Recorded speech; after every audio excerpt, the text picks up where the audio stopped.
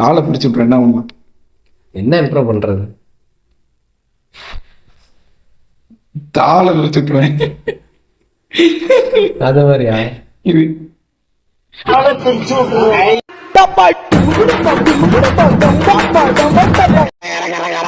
Okay. வணக்கம் தோழர்களே.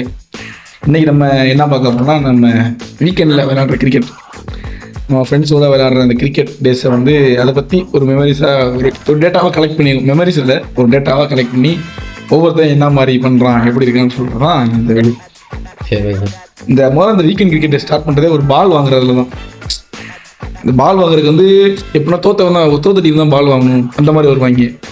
இதெல்லாம் இல்லையடா. பால் வாங்க அழுகுறதுக்கு போனாடி நீங்கள் தோத்தீங்க, நீங்கள் ஏன் தரணும். அது மாதிரி அடுத்து வந்து என்னன்னா, இதில் இந்த பால் முன்னாடி நம்ம விளையாடுறப்ப ஸ்டெம்பரில் விளையாண்டுருப்போம். அப்போ ஸ்டெம்பரில் விளையாடுறப்ப பாலில் வந்து ஓட்டை போட்டுருது. ஓட்டை போட்டுட்டு அப்போ தான் உடையாதுன்னு நினச்சி ஓட்ட போடுவாங்க. ஆனால் அப்பயும் உடையும் தான் அந்த மாதிரி ஓட்டை போடுறது. அதே மாதிரி பாலை வந்து கலர் பார்த்து வாங்குவாங்க.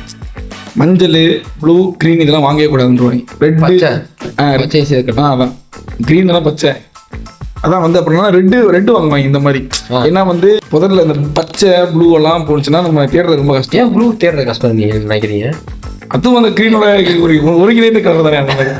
நான் ப்ளூ வந்து நான் பெப்சி பண்ணுறேன். அதான் அது கிடையாது. 2 பால் அவங்க ஒவ்வொரு கேட்டகரி இருக்காங்க. ஒருத்தன் வந்து வெயிட் டென்னிஸ்ல விளையாடுவான், இன்னொரு டென்னிஸ் பால்ல விளையாடுவான், இன்னொருத்தர் விக்கி பால் விளையாடுவாங்க. அடுத்து சில டென்னிஸ் பால் விளையாண்டா ரொம்ப இதாக இருக்கும். அது டர்ஃப்லாம் டென்னிஸ் பால் தான் வச்சுருப்பாங்க. அதே மாதிரி வந்து இது ஸ்டெம்பர் கையில் ஒரு கேஸ் இருப்பாங்க. ஸ்டெம்பர்லாம் விளையாடுவேன், அதெல்லாம் நல்லா போகும், சிங்க் ஆகும் அப்படின்னு. அதே மாதிரி வந்து இன்னொரு கேட்டகரியும் இருப்பாங்க, பிளாஸ்டிக் பால்.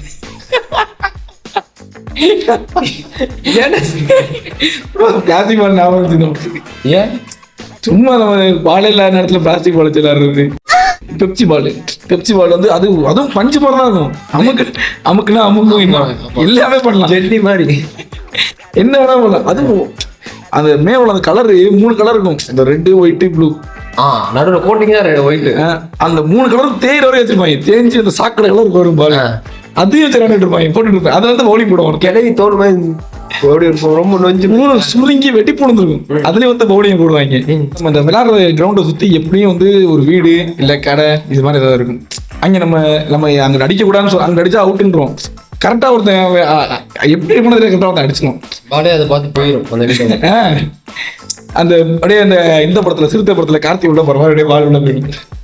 லட்சுமி அந்த மாதிரி பால் வந்து நம்ம அந்த வீட்டுமே கரெக்டாக தேடி போயிடும். அவன் வீட்டுல போய் பார்த்தீங்கன்னாலே ஒரு டப்பா ஃபுல்லாவே பால் இருக்கும். அது தனியாக வச்சுருப்பாங்க. பால் ரூமே வச்சிருக்க மாதிரி வச்சுருப்பாங்க. ஒரு ரூம்ல ஸ்டோர் ரூம் மாதிரி போட்டு வச்சுட்டு அதில் பாலை போட்டு வச்சிருப்பாங்க. அது நம்ம அடிக்கக்கூடாது நினைப்போம், பார்த்தோன்னா கரெக்டாக அங்கே போய் ஒருத்தன் அடிச்சு வச்சுருவான். சொல்லி அதாவது அவங்க அந்த பால் காணா போகிற விஷயம் இருக்கு. அதாவது வந்து பால் வந்து இப்போ அடிச்சிடும், ஒரு பால் காணா போயிடும். போயிட்டு வரும்போது ஒரு 3 பாலோட ரிட்டர்ன் வருது. அது தேடுதல் அப்படியே போனதுக்கு ஒரு 3 பால் வந்தது. அதாம நம்மலாம் போகணும்னு வச்சுக்க, ஒரு பால் அப்படி புது பாலம் கிடக்குற மாதிரி ரோட்டு ஓரமாவே அப்படியே கிடக்குற மாதிரி இருக்கும். லக்கடா நமக்கு வந்து ஒரு பால் கிடைச்சிச்சு அப்படின்றப்ப உடைந்த பால் எடுத்து ஏமாற்றப்பட்ட நிறைய சம்பவம் என் மனசு வந்து இன்னும் ரணமாவே எல்லாருக்கும் நடக்கிறதா காயங்கள். அது அப்படி ஒட்டு வேணா எடுப்பாங்க. இந்த கிரிக்கெட் ஆடுறப்ப பால் இந்த புதல அடிச்சு தேடி எடுக்கிறப்ப ஒரு பால் கிடைக்கும். ஏன் புது பால் தான் எடுப்பாங்க. எடுத்து வந்து உடனே அதே பல்ப் அடி ஓட்டுறக்கா தூக்கி போட்டு பேட் அடிச்சு தள்ளிடுற மாதிரி உடஞ்ச பால் பல்ப் வந்து தவிர்த்து அடைய போறது. அப்படியா? அதே மாதிரி அந்த பாலெல்லாம் புதர் அடிச்சுட்டு தேர்றதுக்கு தருமா அந்த புதருக்குள்ள போகுது அப்படின்றப்ப அவரை கூப்பிட்டுருவாங்க.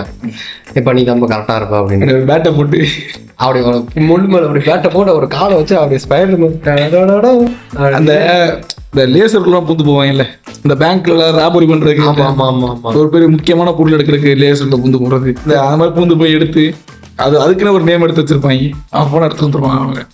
அந்த மாதிரி அதுக்குன்னே அவங்க எடுக்கவே முடியாத பால்லாம் அவன் எடுப்பான்.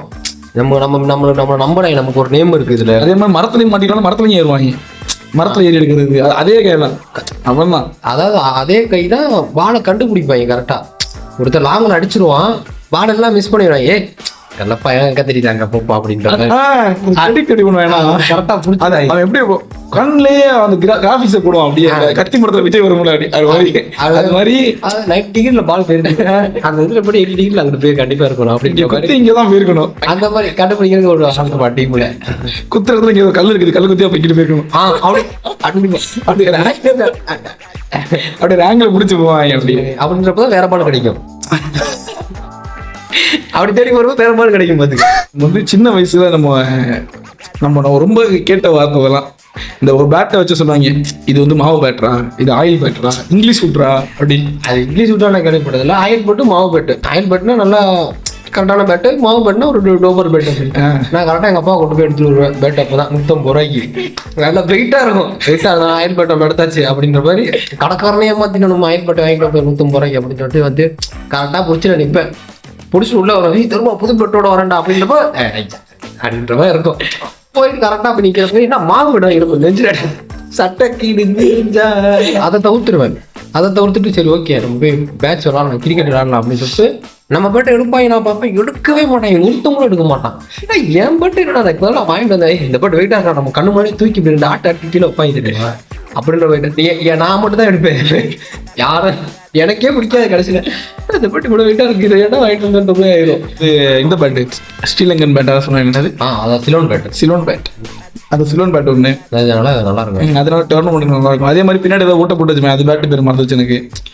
அது அடுத்து வந்து அது எதுக்கு ஓட்ட போறேன்னா அந்த பேட்டோட வெயிட்டை குறைக்கிறது தான். அந்த தென்னை மட்டை 2 சேர்த்து செதுக்கி தென்னை மட்டை விளையாடுறது. பேட்டு நம்ம வீட்டில் செஞ்சு தருவாங்க தெரியுமா?